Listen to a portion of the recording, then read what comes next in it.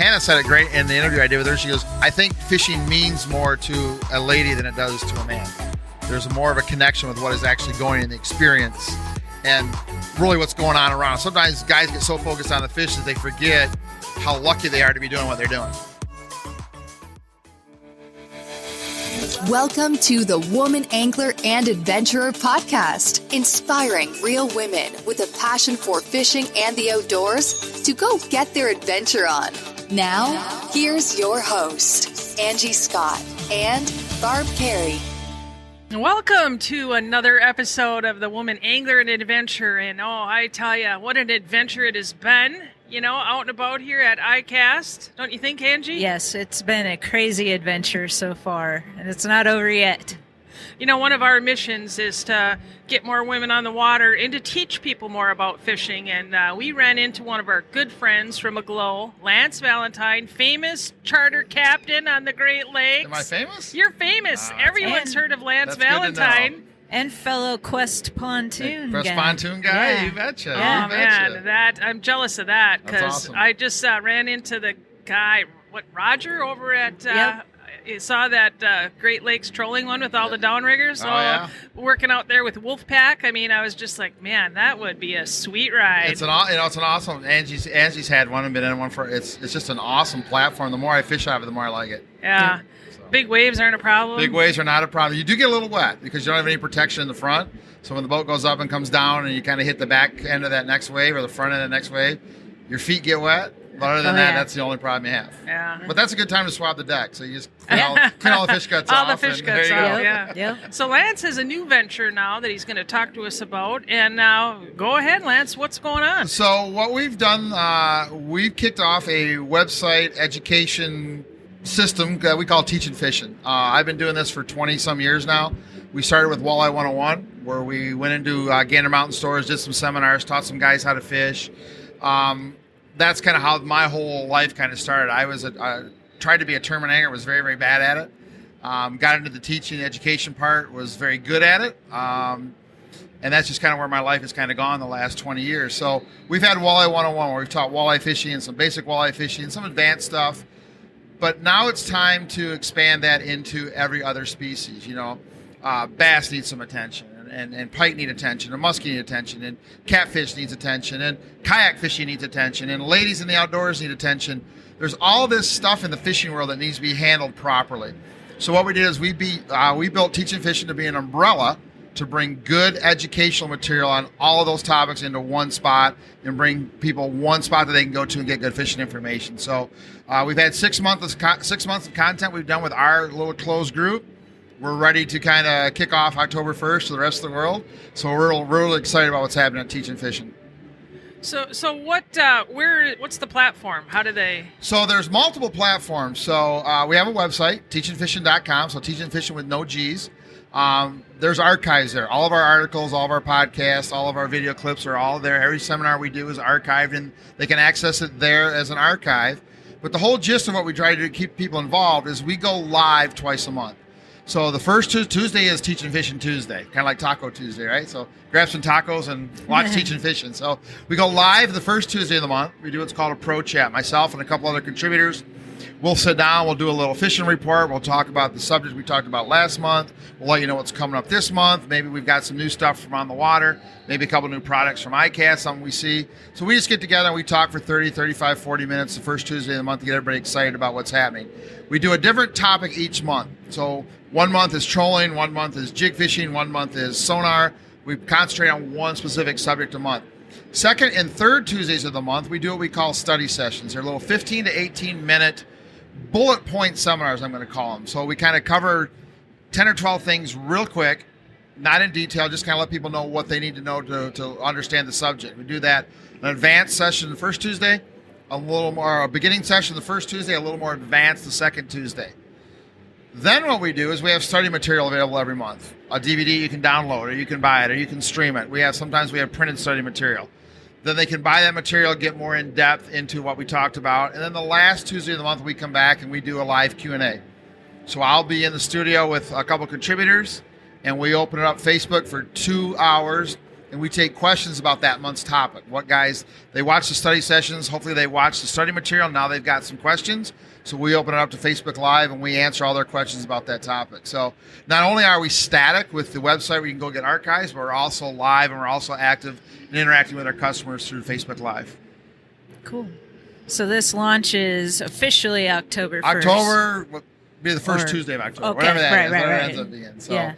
You know, I've seen some of your Facebook Live stuff, and I know, you know, besides the fishing part of it, there was a lot of talk about transducers and boat and gearing up and stuff like that. So we try to do once a quarter, we try to do what we call a roundtable. So we did a 2.5-hour chat with Chris Molina, who is the Navico Lowrance rep in my area, and we talked about nothing except transducers, because people don't understand all the different options of side scan, down scan, 2-in-1, 3-in-1. There's some better quality transducers if you fish deep water. We talked about all of that, how they all fit, where they plug in, the cables that you need. And we ended that 2.5-hour session with a half-hour on boat rigging, on rig electronics, the right batteries, right, getting the right power. So we try once a quarter to do a roundtable, 2 to 2.5-hour discussion on a topic. So we're really excited about that. We got some great things lined up coming up. We got 2 of the best-known biologists in my part of the world, Ali Shakur, who's a doctoral candidate at Wayne State University, does a lot of stuff on Detroit River and Lake Erie. And then Travis Hartman, who is the head of fisheries division in Ohio out of Lake Erie. So we're going to have them on and talk about the state of the fisheries in Lake Huron, St. Clair, Detroit River, Lake Erie. They're going to talk about what they've got with their tracking surveys. Ali's doing a lot of studies on the toxic algae in Lake Erie, how it affects walleye fry. So we're going to bring them on for in the last quarter. When we kick off in October, they're going to be our guests for our roundtable every quarter. So we try to do something really cool every quarter, bring somebody in, an expert in the field, and kind of have a long conversation, to go in detail, really deep detail about one subject every quarter. Mm-hmm. And so is all this content accessible for free? It's all free. Yeah. The only thing you have to pay for is if you want to do the study material, like the DVD that we have. We do a full-length DVD that goes with every month's subject. You can download that for $4.99. You can stream it for $3.99. If you want to buy a hard copy, we still do hard copies, but that's the only thing you have to pay for. Everything else is free. Cool. So give us an example of, so you mentioned like sonar. So if that's the topic for the evening, like what are some of the things you're going to great question. So the first, what we did, we did a sonar month. I think we did in February. So the first study session, we talked about 2D sonar. We talked about how sonar works. We talked about the sonar cone, why you're not seeing what you really think you should be seeing. How the geometry of sonar works. Why you don't see fish arches a lot, because of the way geometry works. We talked about basic settings on your unit, setting your ping speed and setting your sensitivity. Just that basic how to interpret basic 2D signals. What a game fish looks like on your screen versus a bait fish. You know, there's 3 distinct principles that say, hey, that's a game fish. We talked about what those are. And the second week, we talked about side scan and down scan. And the same thing. What do fish look like? What kind of area are you covering? How does it work at speed? What changes do you make? How do you set it up? How do you set your settings? So that, believe it or not, you talk about those things in a little bit. You got 15 minutes, you're done. Yeah. And then we do our sonar DVD. We actually have 2. We have an hour and 20 minutes on 2-dimensional and about 48 minutes on another DVD on side scan and down scan. So what we're trying to do is get people in those study sessions to realize, I don't know anything. We want them to know that they don't know. And then we want them to kind of grab the study material and really get in depth of what they're doing. Mm-hmm. So that's kind of what we're doing. We're giving you enough information in the study sessions that you can be a better angler instantly, but we also want you to understand that there's a lot more to it than what we're just giving you those little study sessions. Mm-hmm. Cool. Yeah, so what's been the initial response? The initial response has been good, and when we kicked it off, it was just kind of to our little group, right? We've never done any advertising. Like I told you, we haven't done press releases to our friends in the industry. So people are just kind of finding us by accident. And that was on purpose. We really weren't sure the format was going to work. We didn't want a whole bunch of eyes on us and fumble the ball. So we went through 6 months. We've got it. So when we first started, we were 6:30 Eastern time. I live in Michigan. We were 6:30 Eastern time. By the time we got through our first live Q&A, half of our people, we had about 300 viewers that first month, about half of our viewers were from the Central Time Zone. And they started kicking in at 7:30 my time, right, which is 6:30 their time. So instantly after the first month, we said, hey, we got to go to 7:30 our time so we can get that, because we're getting a lot of viewers from Minnesota, Wisconsin, the Dakotas, Nebraska, Kansas, Iowa. We're pulling in a lot of people from there. So instantly we saw a response from an area of the country that we didn't think was going to respond. Didn't know they were going to respond. So we made that change. We're getting about, over the course of our live Q&A, 300 to 350 viewers in and out. You just kind of finding us. So we're hoping when we do some advertising that doubles or triples. So where do you get your instructors from? Where you pick that pool? So I obviously started this. The two guys that came on first were actually students of mine through our seminar series we used to do at Gander Mountain. They kind of came through my teaching, learned the way we kind of teach. Both of them became charter captains. And as you know, in this business, you can't be in two places at once.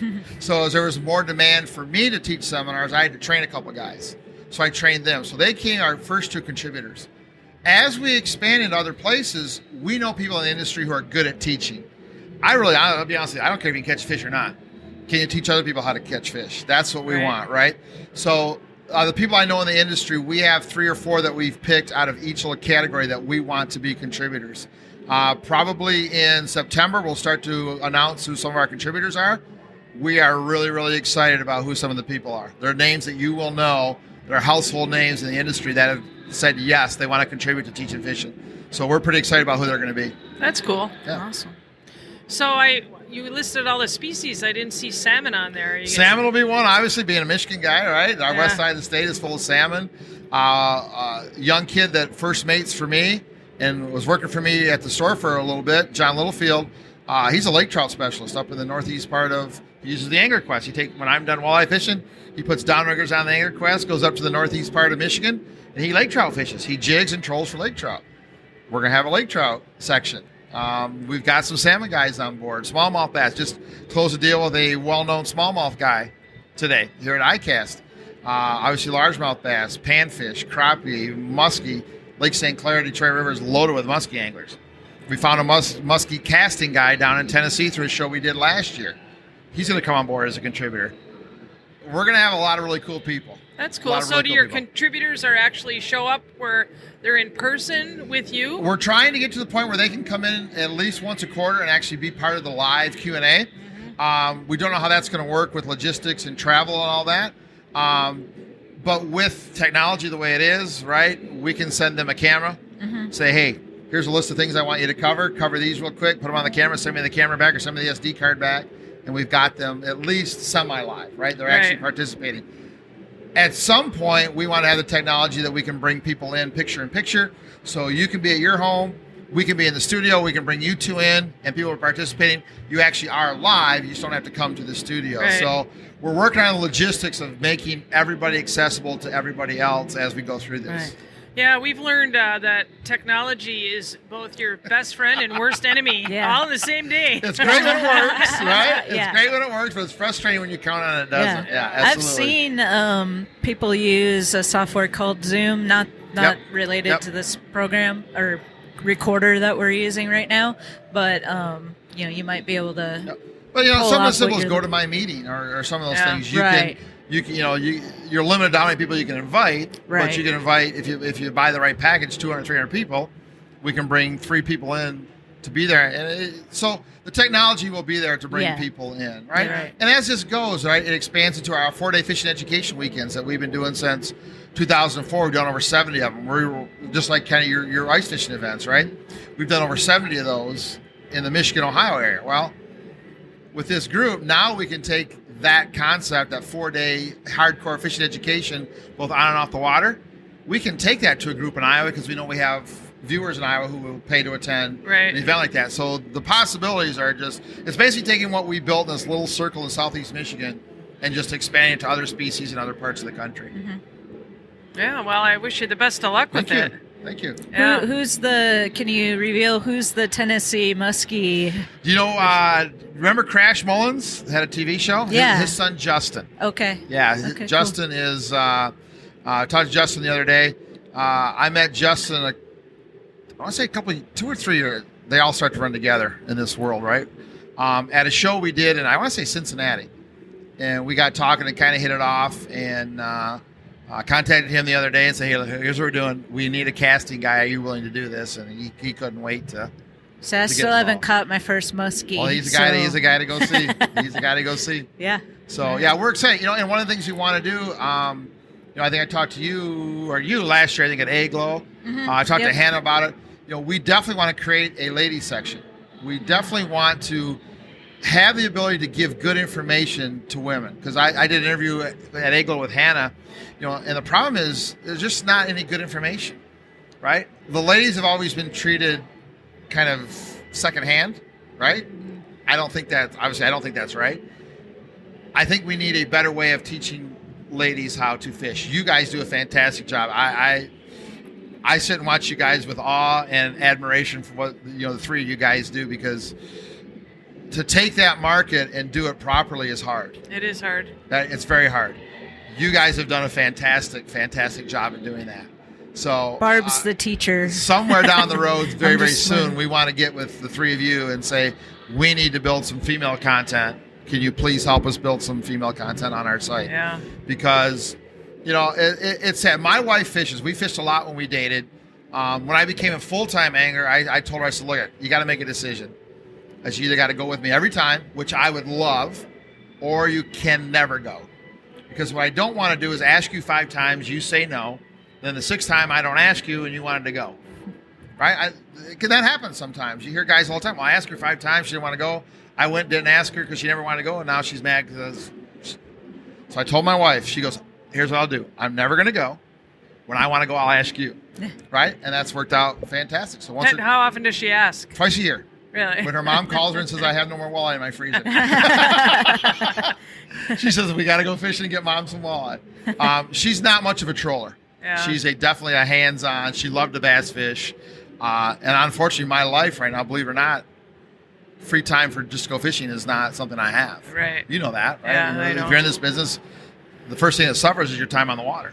That's the first thing that goes away if you do this business full time, right? Yeah, the people that decide they want to work in the fishing industry because they love fishing don't get the concept that if you're working, you can't be fishing. Exactly right. Exactly. It's hard to explain, right? That's like. But that is what it is. So, I've seen guys do it right with their women in their lives. I've seen guys do it extremely wrong. Yeah. We definitely need it. Fishing is a sport that, regardless of how big you are, how fast you are, how skinny or how chubby you are, we can all compete on the same level. Mm-hmm. Why do we not take advantage of what females can bring into our sport? Why are we so hesitant to do that? Well, one of the things I hear from other teachers and guides and anglers is that the women are much better students. Oh, without question. Without question. They listen, they want to learn, and they don't think they know everything, and they're open to new ideas and new suggestions, and so they have the ability to feel the bite more. So I can teach a woman in one time what it'll take. And the worst guys on my charter boat are the guys that fish because they think they know. Okay, well, you may know, but you don't know how to do this. Mm-hmm. Or if you know so well, why are you paying me to take you? Right? Listen to what I'm going to tell you. Don't try to do it your way. Just do it my way. And then once you figure it out, maybe make a small adjustment. But you're right. They're much better students, both on the water and off the water, because they want to learn. Right. But I've seen so many guys give the women in their lives crappy equipment. Right. Old rusty but tackle it's pink. box. It's pink. See, and that it's like a 2x4, but it's pink. Exactly. Would you want your dad, if you're a guy, would you want your dad to teach you that way? Get the crap out of the attic and blow the dust off and go here? No, it's got to be good equipment. It's got to be stuff people are comfortable with. It doesn't matter if you're teaching men and women. It doesn't matter. It has to be good equipment. It has to be new line. It has to be a good rod and reel. It has to be right. I think in fishing you get one chance to get somebody hooked that first time. Because if it's miserable, it doesn't matter about catching fish. If the experience is miserable, they're not coming back again. Right. Yeah. I find hundreds and hundreds of people that have that horror story from ice fishing with Grandpa where they sat in a bucket and froze to death and they want to never go back. Never go fishing again. Yeah. Mm-hmm. And that's what we do with the women in our lives is we treat them like they're second-hand or second-class fishermen, and they're not. There's a lot of ladies, you two, exceptional, that can fish and that can teach fishing and that understand what fishing means. Right. And Hannah said it great in the interview I did with her. She goes, I think fishing means more to a lady than it does to a man. There's more of a connection with what is actually going in the experience and really what's going on around. Sometimes guys get so focused on the fish that they forget how lucky they are to be doing what they're doing. Right. Right. And she said, females have a tendency to kind of gather all that in a whole lot faster and understand and appreciate it more than the guys do. So I applaud what you guys are doing. I like I said, I'm in awe and amazement of what you guys do. I follow everything you do. Really happy for your success. Glad to call you friends, and I'm really excited about getting together and you guys hopefully being able to help us at Teachin Fishin get good information to the ladies. Well, we're definitely good at sharing stuff, and I love teaching. I'd rather see someone else catch fish than catch one myself. I mean, and then you see them then helping someone else, and it just kind of grows and grows and grows and goes. It's amazing what's happening. And we've been doing a military fishing event for 4 years now through my marina in Detroit, and most of the kid participants are females. And you watch them come off the boat; they can't wait to go again. Yeah. Right. And there's very few opportunities for kids anyway. There's a whole lot less opportunities for girls, and that makes me sad because in the world we live in, as hard as dad has to work, a lot of these kids are going to not grow up fishing if mom doesn't know how to fish. That's where I look at this opportunity is if we teach the women how to fish, they're going to pass that passion on to their kid because they have the time sometimes more than the dad does to pass that on to their kids. Now, I know my mom took me to the creek and sat on a bucket and watched me fish, and took me to the golf course when she played golf and let me catch carp. And my dad and grandpa taught me how to fish, but my mom always made sure that I had abilities to go when she was home. 14 years old, we'd throw the boat on top of the car. My mom would drive us to the lake, drop us off. We'd put all our stuff in there. We'd go fishing. She'd come back 8 hours later and pick us up. Well, if we teach those ladies how to fish and pass on passion to fishing, now these kids have a chance. Right. We're missing it. Yeah. We're definitely missing it. And there's a lot of single moms out there too, And how do we create access, right? How do we create the ability for them to get good equipment? How do we create the biggest thing for me is access. Yeah. I think we're all about the same age. How many hours did you spend riding your bike to the creek and just fishing? Yeah. Nobody does that anymore. Mm-hmm. Right. Kids don't go outside and play catch anymore, let alone ride their bike down to the creek and go fishing. So we have to let whoever the parent is have the equipment, the knowledge, and the ability to take those kids somewhere and fish. I was talking to a game warden here in Florida at lunch yesterday. They actually have ponds set aside strictly for under 16-year-old kids. That's all they can fish in them. It's all shore fishing. He says, you go there on a Tuesday in the summertime, there's 30 kids around the shore fishing. That's cool. It's monitored. There's someone there. There's an adult there from the parks department who watches the kids and pays attention to what's going. You can't fish there if you're over 16 years old. We have nothing like that in Michigan. Right. Yeah. How can a kid fall in love with fishing if he can't go fishing? Right? Yeah, and a lot of the park systems have those ponds in them with fish in them. So there's a lot of venues already in place. Right. It's not like you got to create a hole with fish in it. Right. They're already there. But I love your idea. If we could teach the single moms to be able to go an hour after work, get them good equipment, get them some access, teach them the basics. The kid says, I want to go. Mom says, sure, I want to go too. Yeah. Right? It bothers me that we've done a poor job in our sport with certain groups of people. Well, it's definitely changing, and we just did this Women Making Waves thing with Recreational Boating and Fishing Foundation, and they came out with some really cool stats, and when you look at license sales, how men's license are declining and women's are on the rise, and it's definitely the future. I can't imagine, when I started tournament fishing, I really tried to get my wife to be my partner. I can't imagine anything funner than 4 or 5 times a year traveling for 5-6 days and fishing with your wife and just enjoying that time. I think it would have been awesome. So I hope more ladies get involved. I know you guys are doing a great job. I hope they take what you do to heart. Well, destination fishing is another thing.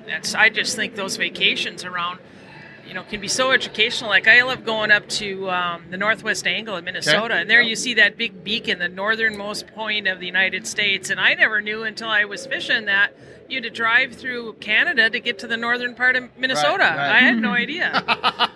But some of the statistics that the Take Me Fishing organization came up with are kids are more likely to be introduced to fishing by their moms. That's just reality. And 45% of new anglers are female, but only 19% see themselves represented in fishing.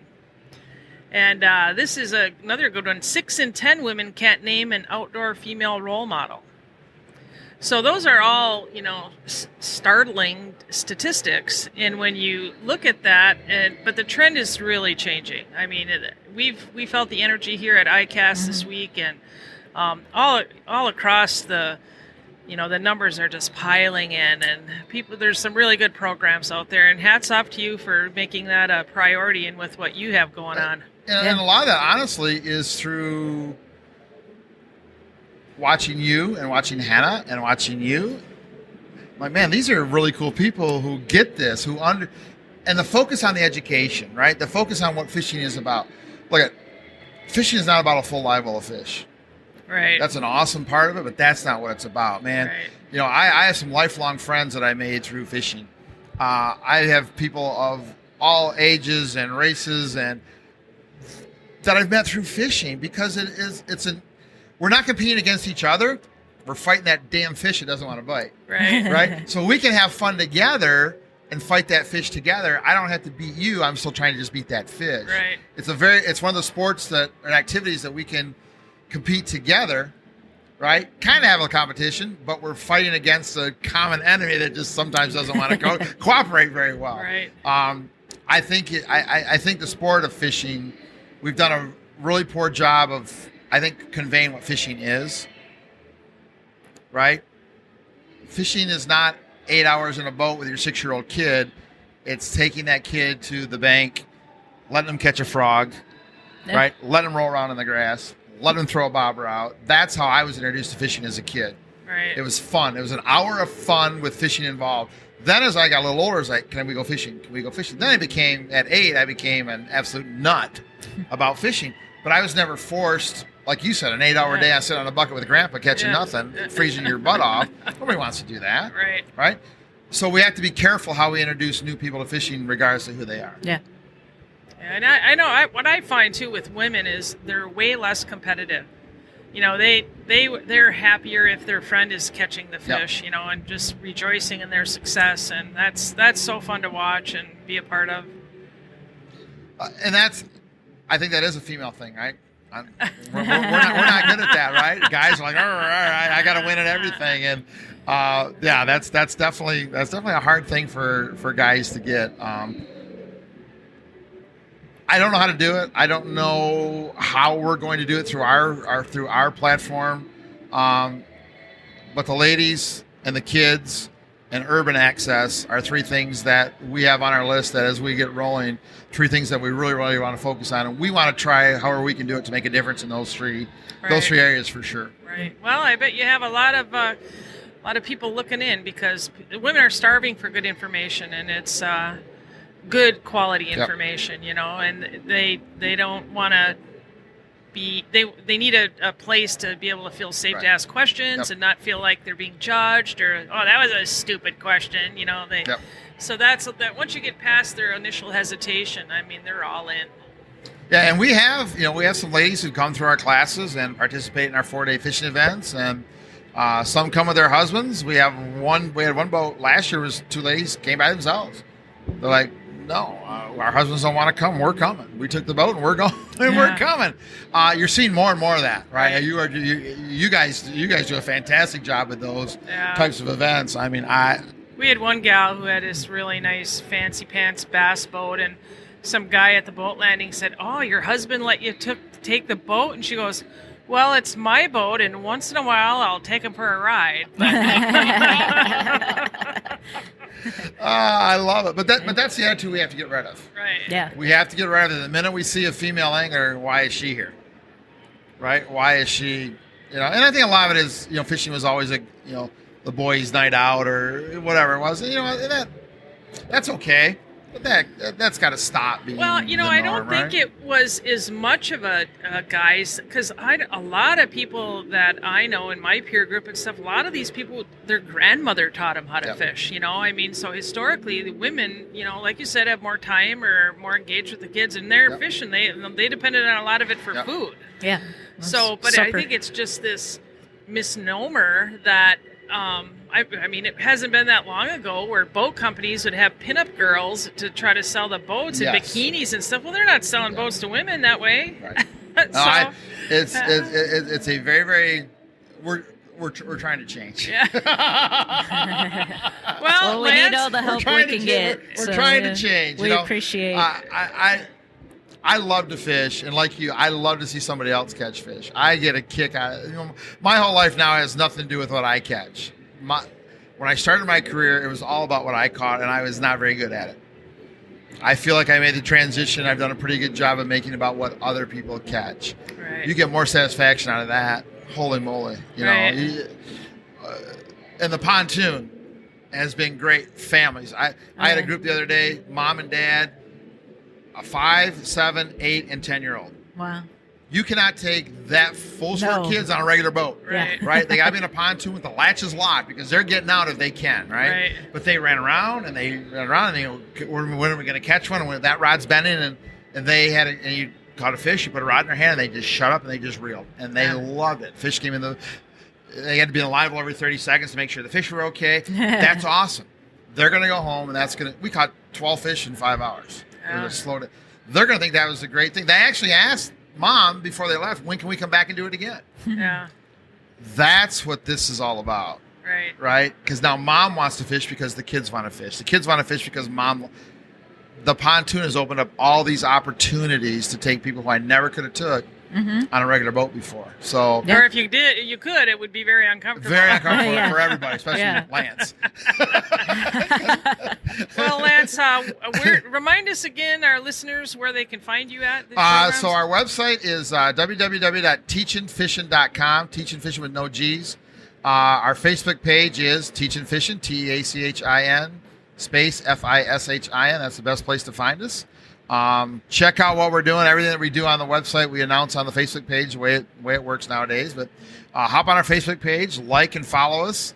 Go to the website, click through some of the articles and some of the study sessions. Everything that we do once it's done is archived, so you can go back and watch anything you want to watch from the past. Love to hear from your listeners of how we can help them more. Yeah. I'd love to get them involved in what we're doing. Right. Well, we'll definitely pass the word, and thank you for being on the show. Thank you for having me. I appreciate it. It's great to see you Lance. guys. And thank you for listening to the Woman Angler and Adventure.